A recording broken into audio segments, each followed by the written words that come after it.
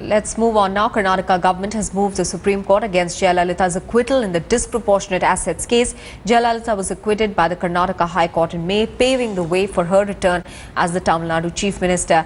This comes as the Karnataka cabinet accepted the recommendation of the Special Public Prosecutor B.V. Acharya and State Advocate General Ravi Verma Kumar. In fact, B.V. Acharya, the Special Public Prosecutor of Karnataka, is now joining us on the phone line. Sir, how confident are you that this decision to move the Supreme Court now will bear results for Karnataka?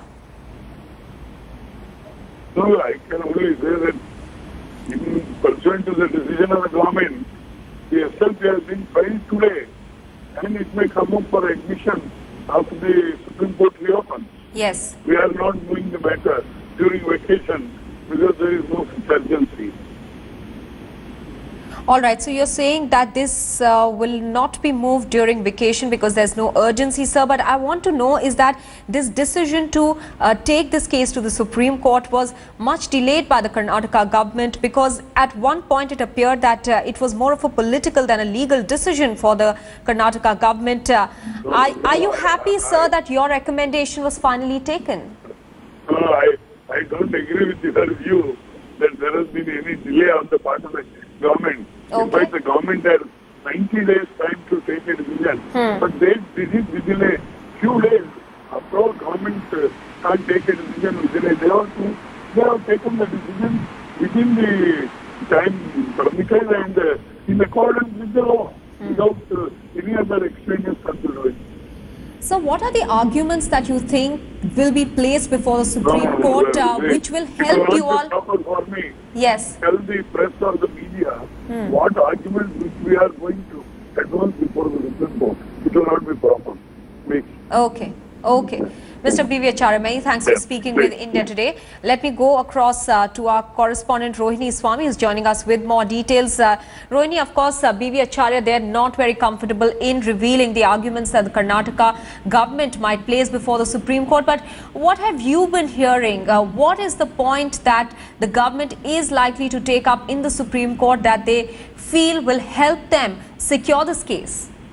Well, I've been talking to a lot of lawyers who have been working very closely with the case, and especially Mr. Sandesh Chowta also, who is the junior public prosecutor, is working with the special public prosecutor, Mr. B.V. Acharya, who said that one of the main premise of the way this challenge of the judgment of the Karnataka High Court, which is the special leave of petition that has been filed in the Supreme Court, is also one point that is being raised is that the Karnataka government had not been given enough opportunity to basically fight this case out and to show exactly what the whole issue was, and the prosecution did not have enough time to even explain it to the judge at one point of time. Okay. Now, the second thing they have raised also saying that the court's judgment, the High Court's judgment which is delivered by Justice Kumaraswamy is a farce, and that there are arithmetical errors which made the judgment illegal.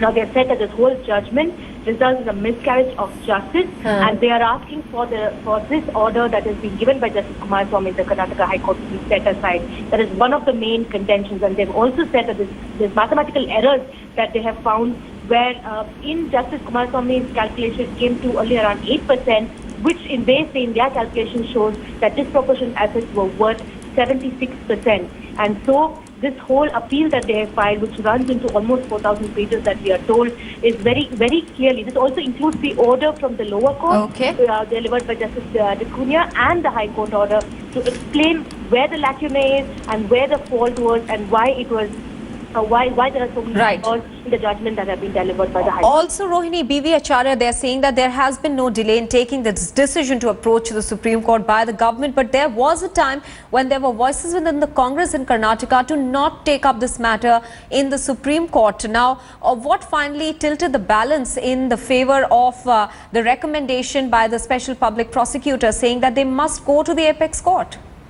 Well, after the High Court order was delivered, there is nearly 90 days within which they can file a special leave petition and do so. Yes, there was a lot of discussion that took place within the Karnataka government as to whether they should file this special leave petition or not. And there were 2 or 3 sittings of the cabinet meetings, but then it was decided that with the help of B.V. Acharya, who is a special public prosecutor and who knows this case none better because he's been in this, he has argued this case before, they did decide to go ahead and at least respond in the Karnataka High Court. But let me tell you that during that time, Acharya was given just a 24-hour time to file his replies based on the High Court order. And that is what they're actually, that is one of the main contentions that they're taking forward to Supreme Court, saying when this case has gone on for so many years, why was the Karnataka government in terms of the prosecution given only 24 hours to argue that case? And that is one of the points that they'll be taking. And Mr. Acharya very clearly here saying that there was no delay, but yes, there was definitely a political indecision initially, but finally they went with the decision given by Mr. Acharya. All right, Rohini, many thanks for joining us with all those details.